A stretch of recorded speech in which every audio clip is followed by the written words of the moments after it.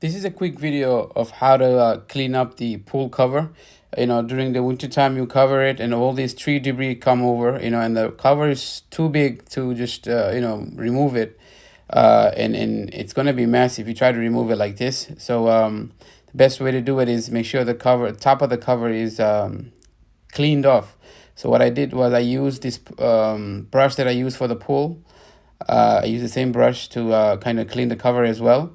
So what you want to do is you want to make sure that the cover is clean and dry when you remove it. But obviously, the cover is still going to be wet at the time of removal.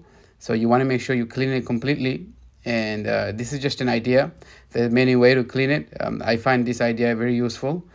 So I'm using the tools that I already have, which is the brush and my labor.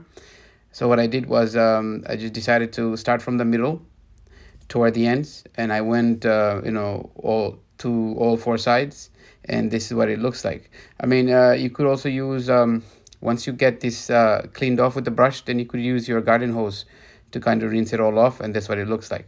Then you just remove the cover and let it dry and store away. I hope you like this video.